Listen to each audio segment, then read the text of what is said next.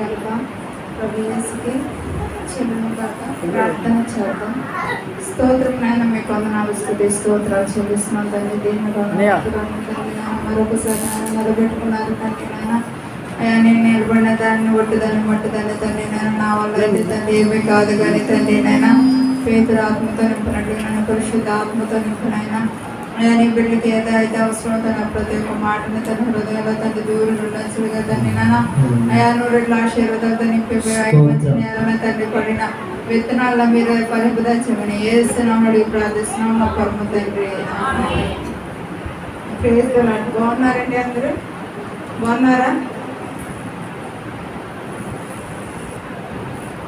యజమానుడు తట్టు దాసుడు చూసినట్లు యజమానురాలు వైపు దాసురాలు చూసినట్లు మనం ఎవరి వైపు చూడాలండి? దేవుని బిడ్డలైన వారు దేవుని వైపు చూడాలి. అవునా కదా? చాలా మంది ఎలా చూస్తారంటే లోకం వైపు చూస్తూ ఉంటారు, లేకపోతే పిల్లలైతే సెల్ ఫోన్ చూస్తూ ఉంటారు.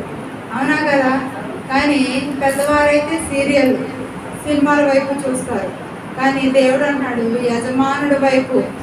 దాసుడు ఏ విధంగా అయితే చూస్తాడో, ఎందుకు చూస్తాడంటే, మీరు ఇప్పుడు పనులకు వెళ్ళారనుకోండి, పనులకు వెళ్ళినప్పుడు అక్కడ వ్యవసాయం చేసుకున్న వాళ్ళు లేకపోతే ఏ పనులు దొరుకుతాయి కదా, ఇంట్లో పని చేసిన వారైనా ఏమైనా ఆశపడతారేమో యజమానురాలు వైపు దీనంగా చూస్తే. అవునా కదా? ఒక చీరన్న ఇస్తారేమో, లేకపోతే వాళ్ళు తినగా మిగిలిన ఆహారం ఉంటే నా పిల్లలకి ఏమైనా పెడతారేమో, అది తీసుకుని నేను నా పిల్లలకి పెడతాను అని చెప్పి దీనంగా ఆశతో ఎవరి వైపు చూస్తారు? యజమానురాల వైపు లేకపోతే యజమానుడి వైపు చూస్తూ ఉంటారు. మరి మనం కూడా ఉపవాస ప్రార్థనలో వచ్చినప్పుడు ఎవరి వైపు చూస్తున్నాము చెప్పాలి? దేవుని వైపు చూడాలి. అవునా కదా? ఇప్పుడు ఉపవాసం ఉంటున్నామని చెప్పుకొని లోకంలో అన్ని పనులు మనం చేసుకుంటే దేవుడు కార్యాలు చేస్తాడా? చేయడు. ఉపవాసం ఉన్నవారు దీనంగా దేవుణ్ణి ఆశ్రయించాడు. ఆయన వైపు చూస్తూ మనకి ఏది కావాలో అది అడిగితేనంట దేవుడు ఇస్తాడు. ఈ హాగర్ని మనం చూసినట్లయితే ఆదికాండం 16:24 మనం చూసినట్లయితే హాగరు కుమారుడు ఇష్మాయేలుతో ఈవిడ ఎక్కడంటే అబ్రాహాము భార్య దగ్గర పని దాసురాలుగా ఉన్నదనమాట. అయితే షారాకి పిల్లలు లేని మూలంగా అబ్రాహాముని హాగర్కి ఇచ్చి పెళ్లి చేస్తుంది. ఎవరు? షారా. యజమానురాలు ఎవరికి? దాసికి ఇచ్చి చేసినప్పుడు ఆమె గర్భం ధరిస్తుంది. ధరించిన తర్వాత ఆ షారా యజమానురాలు ఆమె దృష్టికి నీచంగా కనబడుతుంది అనమాట. అలా నీచంగా కనబడిన సమయంలో ఆమె ఇంట్లో నుండి పిల్లడికి కన్నా తర్వాత బయటికి పంపించేస్తుంది. పంపించేసిన తర్వాత సగం దూరంలోకి వెళ్ళినప్పుడు ఆగారి దగ్గర ఉన్న వాటర్ నీళ్లు అయిపోతాయి. తన కుమారుడు ఇష్మాయేలు సావడానికి సిద్ధంగా ఉన్నాడని చెప్పి ఆమె ఏం చేస్తుంది అంటే కన్నీళ్లు కారుస్తూ దేవుని వైపు ఆశగా చూస్తుంది. దేవా, నా కుమారుడు చనిపోతున్నాడు, నాకు ఇచ్చిన ఒక్క బిడ్డను నువ్వు ఆశీర్వదిస్తానన్నావుగా, మరి నా బిడ్డ చనిపోవడానికి సిద్ధంగా ఉన్నాడు అని అన్నప్పుడు దేవుడు ఆగరి ప్రార్థనని ఆలకించాడు. ఎందుకు ఆలకించాడంటే ఆయన వైపు చూసింది, దీనంగా చూసింది. అవునా కదా? ఇప్పుడు మనమైనా సరే ఉపవాసం ఉండినప్పుడు కుటుంబ సమస్యలే కానీ ఆర్థిక సమస్యలే కానీ ఎటువంటిదైనా సరే ఎవరు మనుషులు సహాయము చేయలేని దాన్ని దేవుడు సహాయము చేయడానికి సిద్ధంగా ఉన్నాడు. కాకపోతే ఎలా ఉండాలంటే మన యజమానుడి దగ్గర మనము ఆయన వైపు చూస్తూ దీనంగా ఉండాలి. కానీ ఇక్కడ హాగర్కి ఏమొచ్చిందండి? గర్భం ధరించిన తర్వాత యజమానురాలు నీచంగా ఉంది. ఇప్పుడు చాలా మంది చూడండి, చర్చికి వస్తారు, ప్రార్థన చేస్తారు, ఏమని కొంచెం సంపద కానీ దేవుడు ఇచ్చాడంటే ఎదటి మనుషులు వాళ్ళకి ఎలా కనబడతారంటే ఒక నూనె పోగులా కనబడతారు, లేకపోతే నలకలాగా కంటిలో నలుసులాగా కనబడతారు. కానీ దేవుడు అన్నాడు నీ కంటిలో ఉన్న నలుసు తీసుకుని, నీ కంటిలో ఉన్న దూరాన్ని తీసుకుని ఎదుటి వారి కంటిలో ఉన్న నలుసుని తీయమని చెప్తున్నాడు. అంటే మనం చేసిందంతా మనం ఏంటంటే మంచి అని అనుకుంటాం, కానీ దేవుడు అంటున్నాడు నువ్వు దీనంగా ఎప్పుడైతే నా వైపు చూస్తావో అప్పుడు నేను నీకు సహాయం చేస్తాను అంటున్నాడు. అంతేకాదు ఆత్మీయ జీవితంలో మనం ఎలా ఉండాలంటే పసిపిల్లల వాళ్ళే కాదంట. ఎలాగండి? పాలు తాగే పిల్లలుగా ఉండకూడదు. దేవుని వైపు చూసిన వారు ఎలా ఉండాలంటే బలమైన ఆహారం తిన్నవారుగా ఉండాలి. అవునా కదా? బలమైన ఆహారం తిన్నవారు ఏం చేస్తారండి? ఎటువంటి పనైనా చేస్తారు. అవునా కదా? బండలు ఎత్తుతారు, లేకపోతే పెద్ద పెద్ద ఏ ఒకటి దింపుతారు. కానీ చిన్నపిల్లలు పాలు తాగిన పిల్లలు చేయగలుగుతారా? అలా చేయలేరు కదా. అంటున్నాడు దేవుడు, నా వైపు ఆశగా చూసిన వాళ్ళు మీరు ఎలా ఉండాలంటే పసి పిల్లలు పాలు తాగిన వారిగా కాకుండాను బలమైన ఆహారం. ఏంటి ఆ బలమైన ఆహారం అంటే? దేవుని వాక్యమే. దేవునికి స్తోత్రం, హల్లెలూయా. యెహెజ్కేలులో అంటున్నాడు దేవుడు, యెహెజ్కేలు ఇదిగో నా వాక్యాన్ని నువ్వు భుజించమన్నాడు. భుజించడం అంటే బైబిల్లో ఉన్న పేపర్లు తీసుకుని తినడం కాదు, ఆ వాక్య లేఖనాలు మన హృదయంలోనికి వెళ్ళాలి. అవునా కదా? మనం చర్చికి వచ్చినప్పుడు ఏం చేస్తారు అండి? మన అవసరతలన్నీ దేవుడికి చెప్పుకోవాలి. చెప్పిన తర్వాత ఆయన వైపు మనం ఆయనకి ఎలా కనబడతామంటే జాలిగా కనబడతాం కనుక అప్పుడు ఆయన మనకి కార్యాలు చేయడానికి సిద్ధంగా ఉంటాడు. దేవునికి స్తోత్రాలు, హల్లెలూయా. అయితే ఒక పందులు ఉంటాయి కదండి. ఆ పందులు ఏం చేస్తాయి? ఎక్కడ ఉంటాయి? మంచి మంచి నేల మీద ఉంటాయా? మంచి వస్త్రాలు వేసుకో కదా. అవి ఎలా ఉంటాయంటే బురదనే ఇష్టపడతా ఉంటాయి. ఆ బురదని ఇష్టపడటమే కాదు, దాని చూపు ఎంతసేపు ఎట్టుంటుందంటే కిందే ఉంటుంది. ఎంతసేపు ఎక్కడ చెడు ఉందో దాన్ని చూస్తూనే ఆ జీవితం గడుపుతూనే ఉంటుంది. కానీ అలా గడిపిన సమయంలోనూ ఒకనొక దినంలోనూ ఒక వేటగాడు వచ్చి ఆ పందిని పట్టుకున్న సమయంలో దాని కాళ్ళు కట్టేసి అప్పుడు మధ్యలో కర్ర వేసి దాన్ని ఎత్తుకుని తీసుకువెళ్తారు కదా. ఇద్దరు మనుషులు పట్టుకుని తీసుకెళ్తారు. మీరు చూసారా లేదో? ఆ పందిని మోసుకుని వెళ్తారు. 2 కాళ్ళు కట్టేసి మధ్యలో కర్ర పెట్టి అటు ఒక అబ్బాయి ఇటు ఒక అబ్బాయి మోసుకుని వెళ్తున్నప్పుడు దాని కళ్ళు ఎక్కడ చూస్తాయంటే ఆకాశం వైపు చూస్తూ ఉంటాయి అన్నమాట. అప్పుడు వరకు అది ఎక్కడ చూసింది? నేలనే చూసింది. అంటే నేల బురదనే చూసింది. ఇంకో తన జీవితంలో ఇంకోటి ఏమీ లేదు అని అనుకుంది. కానీ అలాగే విశ్వాస జీవితంలో కూడా ఏంటంటే ఎంతసేపు లోక ఆశల వైపే చూస్తూ ఉంటారు. మనం చూసిందే అది నిజము. అవునా కదా? అదే కరెక్ట్, ఇదే మంచిదని చెప్పేసి ఆ సెల్ ఫోన్లో చూసిన దృశ్యాలే లేకపోతే ఆశగా మనం ఎలాగ ఉంటామంటే లోకం అంట పాపంతో నిండి ఉన్నది. ఆ పాపాన్ని ఆశపడుతున్నారు. ఆశపడినప్పుడు అది ఎప్పుడు ఒక దినములో దేవుడు అంటున్నాడు పేతురుతో, పేతురు ఇదిగో సాతాను మిమ్మల్ని జల్లిట్లో వేసి జల్లిస్తుంది. అది జల్లించినప్పుడు ఏమవుతారు? జల్లిస్తుంది. అది లోకంలో అనేకమని చూపిస్తుంది, అనేక ఆశలు చూపిస్తుంది. బురద లాంటి అన్నిటికి మానవులకి చూపిస్తుంది. ఆ బురద అంటుకుంది అనుకోండి, అది మళ్ళీ కడుక్కునే పరిస్థితిలో ఉండట్లేదు మానవులు.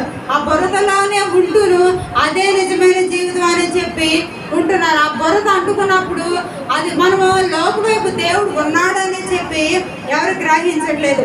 ఒకనొక దినంలో ఏదైనా అపాయం వచ్చిందనుకో, లేకపోతే సాతాను గర్జించి సింహం వల్లే వస్తున్నాడు, అది వచ్చినప్పుడు దాని చేతికి ఎవరైతే పట్టబడతారో వారంట అప్పుడు పైకి చూస్తారు.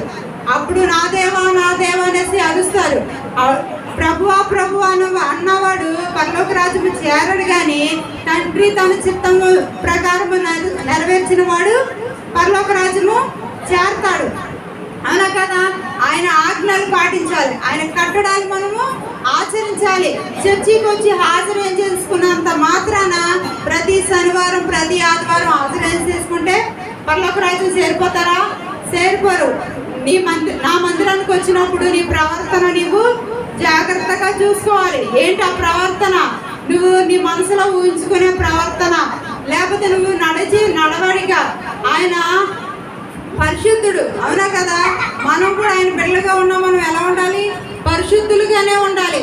ఆయన పరిశుద్ధంగా ఉన్నాడు, అంతే కదా? ఆయన నడిచే మార్గంలో మనం నడవాలి. ఆయన నీతిని రాజ్యాన్ని వెతకమన్నాడు. ఏంటి ఆయన నీతి, ఏంటి ఆయన రాజ్యం అంటే? నీతి కంటే నీ పొరుగు వారిది ఏదినే ఆశించకూడదు. ఒక పాపపు స్త్రీ వచ్చిన సమయంలో అందరూ ఆమెని కొట్టి ఆవిడ్ని చంపాలని చూస్తున్నారు. పాపం చేసింది కదా స్త్రీని, ఎందుకు బ్రతకనిచ్చాలని చెప్పి చిన్నపిల్లలతో సహా రాళ్ళు పట్టుకుని ఆమె మీద వేసి పట్టడానికి సిద్ధమవుతుంటే ఆయన కఠినాత్మలుగా ప్రవర్తించలేదు. దేవుడు జాలి గలవాడు. ఆవిడ్ని విడిపించి, అమ్మ ఇంకెప్పుడు పాపం చేయకన్నాడు, నీతిగా ఉన్నాడు. ఆయన రాజ్యాన్ని వెతకమన్నాడు. ఏంటి ఆయన రాజ్యం అంటే పరలోక రాజ్యాన్ని మనం చేర్చడానికి ఆయన సిద్ధంగా ఉన్నాడు. కానీ ఆ పరలోక రాజ్యాన్ని చేరడానికి నీవు సిద్ధంగా ఉన్నావా అంటే ఎవరు సిద్ధంగా ఉంటామని అంటారు, కానీ చేయవలసిన పనులు చేయట్లేదు. నీ ధనము ఈ భూమి మీద ఎంత సంపాదించుకున్నా కానీ అవి నేను పరలోక రాజ్యము చేర్చవు. ఇక్కడ ఎంత సంపాదించుకున్నా ఆ ధనానికి చిమ్మెట్లు కొడతాయి, లేకపోతే తుప్పు పట్టేస్తాయి. కానీ నీ ధనాన్ని పరలోక రాజ్యంలో దాచుకోమన్నాడు. పరలోక రాజ్యంలో ఎలా దాచుకోవాలంటే నీ సేవకులకి నువ్వు సహాయపడాలి. అంతేకాకుండా దేవుని పరిచర్యలో నువ్వు ఆశగా చూడాలి. ఎప్పుడు సేవకుడు ఏ మీటింగ్స్ పెడుతున్నాడో దాంట్లో ఆశ కలిగి ఆయనకి సహాయం చేస్తే దేవుడు నిన్ను ఆశీర్వదిస్తాడు. దేవునికి స్తోత్రం, హల్లెలూయా.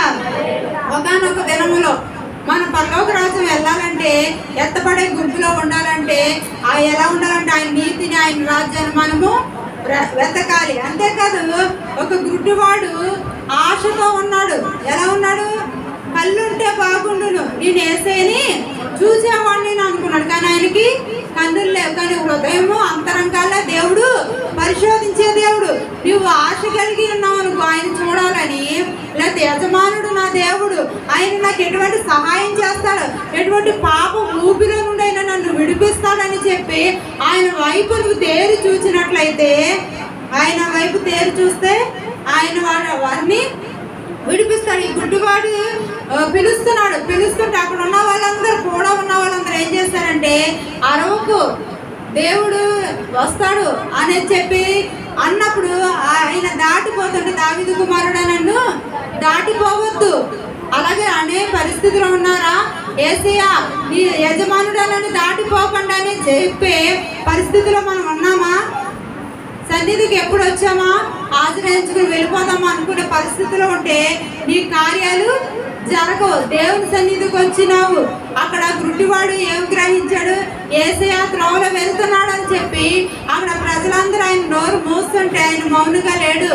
గుడ్డివాడు ఎలాగ అరుస్తున్నాడు, దావీదు కుమారుడా నన్ను కరుణించుము, నన్ను దాటిపోక అనేసి అరుస్తున్నాడు. నా వైపు ఒక్కసారి చూడు యజమానుడా అని చెప్పి దీనంగా అరుస్తున్నప్పుడు ఆయన ఆగి ఆయన కళ్ళుని తెరవజేశాడు.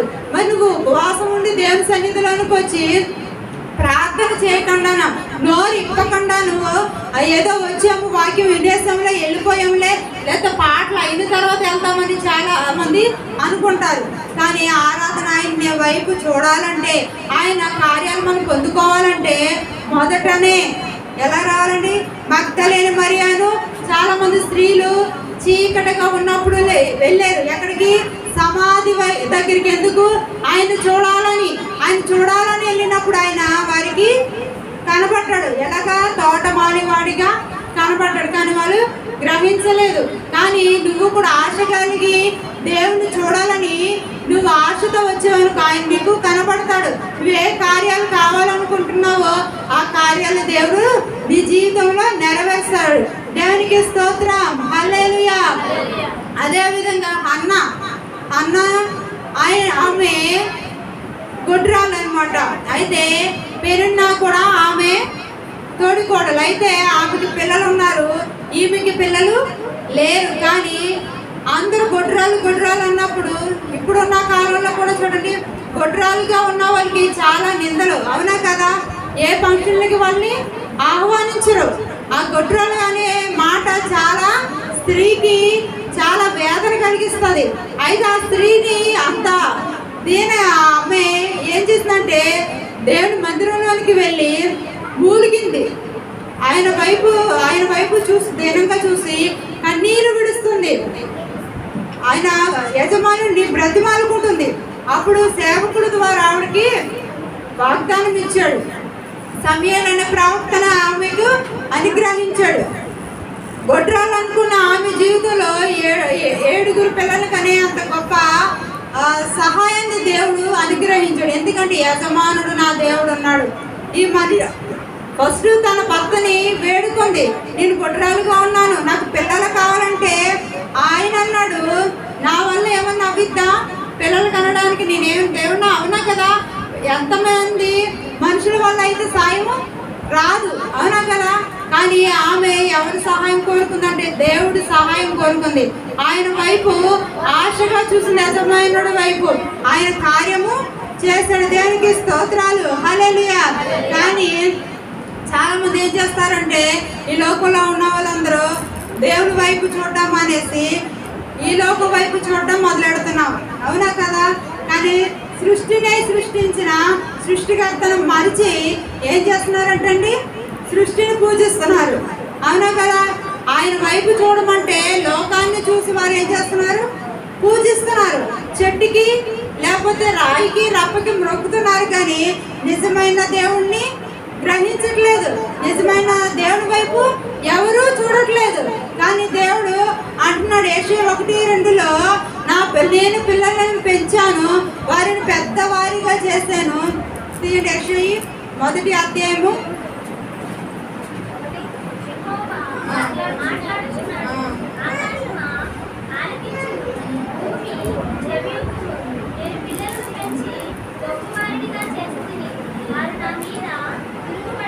దేవునికి స్తోత్రం, హల్లెలూయా. వారు ఎలా ఉన్నారంటే తిరుగుబాటుగా ఉన్నారంట. దేవుని స్తుతిస్తారనే చెప్పేసి తన రూపంలో తన స్వరూపంలో తన ఆత్మను ఊదుకొని ఒక మనిషినిగా చేస్తే వాళ్ళు ఎలా చేశారంటే తిరుగుబాటుగా ఆయన వైపు తిరుగుతున్నారంట, మడిమెత్తుతున్నారంట. ఎవరి వైపు? యేసు వైపు మడిమెత్తేలాగా ప్రజలందరూ తిరుగుతున్నారు. ఇశ్రాయేలు ప్రజలు ఐగుప్తులో ఉన్నప్పుడు వాళ్ళు మూలుగుచున్న మూలుగులు దేవుడు విని వారిని రక్షించి అక్కడి నుండి విడిపించి ఆ పాలుదెనులు ప్రవహించి దేశానికి తీసుకువెళ్తుంటే వీరికి ఉన్నది ఏంటంటే దేవుడి వైపు చూడటం మానేశారు.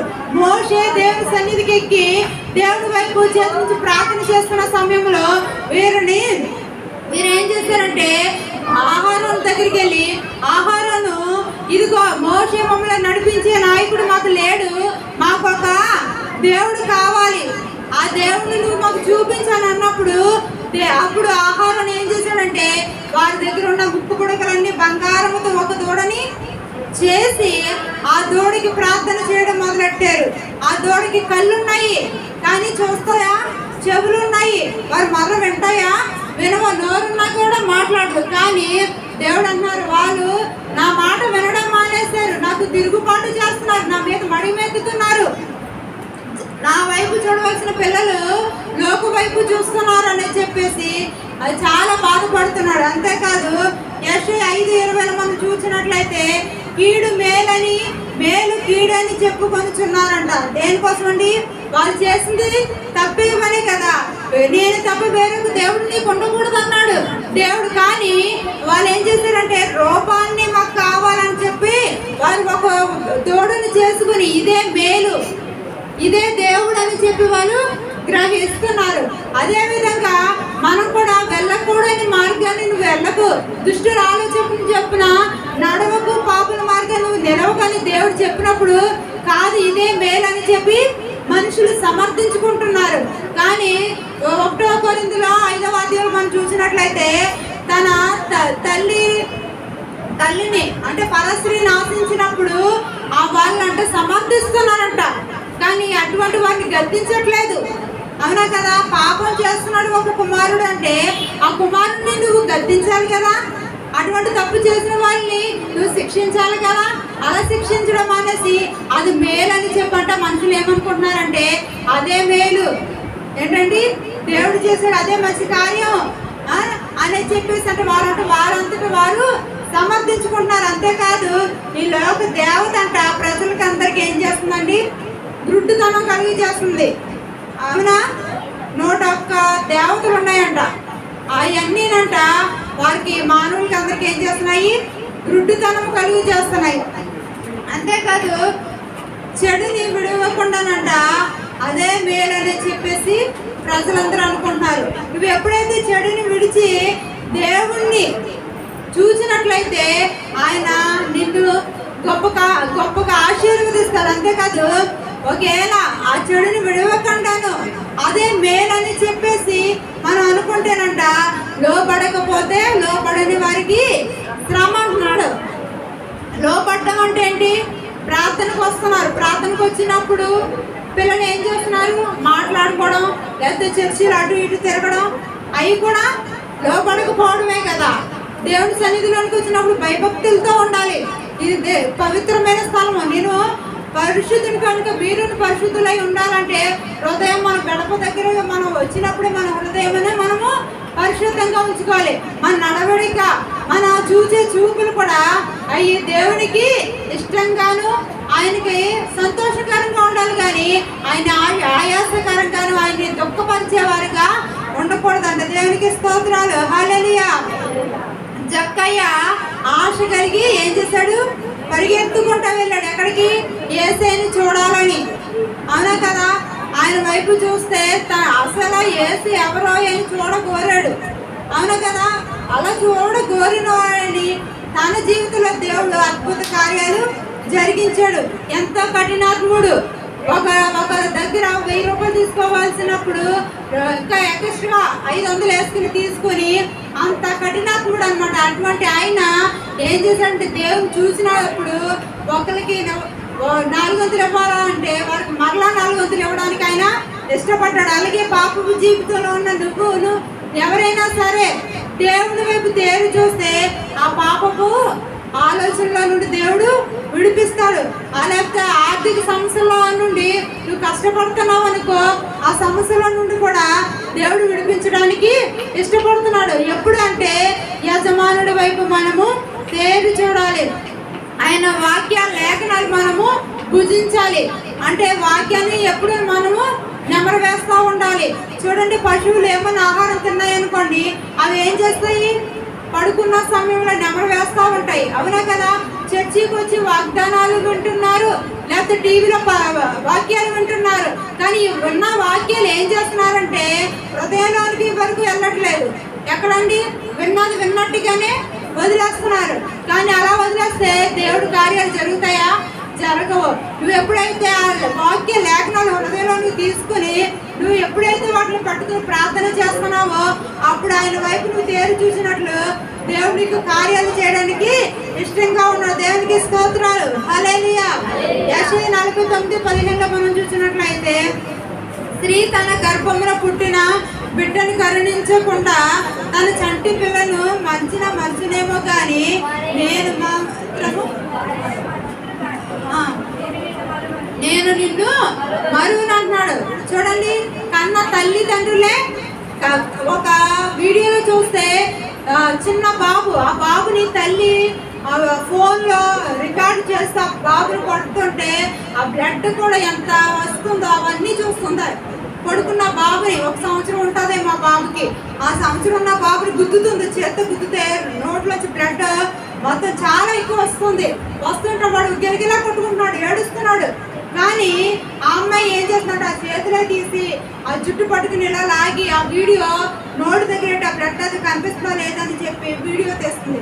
అంటే తల్లి కూడా అంత కఠినంగా ఉంటుందేమో, కానీ నేనైతే అంతగా కఠినాత్మను కాదు. మీరు ఎటువంటి త్రోవలో పడినా కూడా మీరు లోపడట్లేదు. అయినప్పుడు దీనంగా నేనే మీ వైపు చూస్తున్నాను. దేవుడే మన వైపు చూస్తున్నాడు. కానీ దేవుడు ఏమైనా ఆశపడుతున్నాడు? మీరు ఎప్పుడైతే నా వైపు చూస్తే మీరు ఎప్పుడైతే నా వైపు తిరిగితే నేను మీ వైపు తిరుగుతానంటున్నాడు. కానీ మీరు ఏం చేస్తున్నారు? లోక ఆశల వైపు తిరుగుతున్నారు. లోకంలో ఉన్నదే శాశ్వతం అనుకుంటున్నారే కానీ ఒకనొక రాజ్యం ఉంది, అది పరలోక రాజ్యం, నిత్య రాజ్యాన్ని దేవుడు మనకి సిద్ధపరిచాడు. దానికి తీసుకెళ్ళడానికి దేవుడు మనకి అవకాశం ఇచ్చాడని అనేసి ఎవరు గ్రహించట్లేదు. ఆ తల్లి అయినా మర్చిపోతేమో కానీ నేను నిన్ను మరువను అంటున్నాడు. ఆయన దీనంగా మన వైపు చూస్తున్నాడు. ఆయన అరచేతులు మనం చెప్పుకున్నాడు, తన చేతులతో మనం చేసుకున్నాడు. ఆయన అంతా విడిచిపెట్టడానికి ఇష్టపడట్లేదు నిన్ను నన్ను. నిత్య నరకాకినలోకి లేకపోతే ఆ అపవాది కోరల్లోకి నిన్ను పంపించడానికి ఆయన ఎంత మాత్రమే ఇష్టపడట్లేదు. వాటిలో నుండి తప్పించడానికి, ఆ బంధకాల నుండి విడిపించడానికి నిత్య పరలోక రాజ్యాన్ని తండ్రి సింహాసనాన్ని వదిలేసి దీనుడిగా వచ్చాడు. ఎందుకోసం? నీ కోసము, నా కోసం. ఆ దీనుడిగా వచ్చి కల్వరిలో 3 మెక్కులు 5 గాయాల్లో కాల్చిన రక్తం ద్వారా నీ పాపపు కొరతను అంతటిని కూడా తుడిచి వేయాలని, కడిగి వేయాలని ఆశతో వచ్చాడు. ఎప్పుడైతే ఎవరైతే ఆ బురదలో నుండి, అంటే ఆలోచనలో నుండి లేదా తలంపులో నుండి విడుదల కావాలని చెప్పి దేవుని వైపు ఆశగా చూస్తే వారిని దేవుడు చేర్చుకోవడానికి ఇష్టంగా సిద్ధంగా ఉన్నాడు. యెషయా 65:2లో మనం చూస్తే, తమ ఆలోచనలను అనుసరించి చెడు మార్గమున నడుచుకొను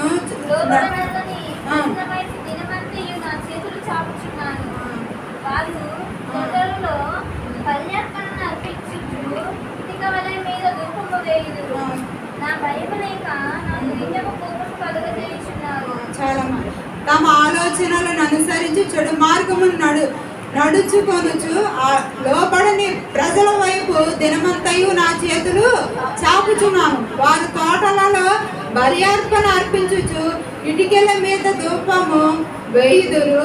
నా భయము లేక నాకు నిత్యము కోపము కలుగు చేయుచున్నారు. ఎవరండి?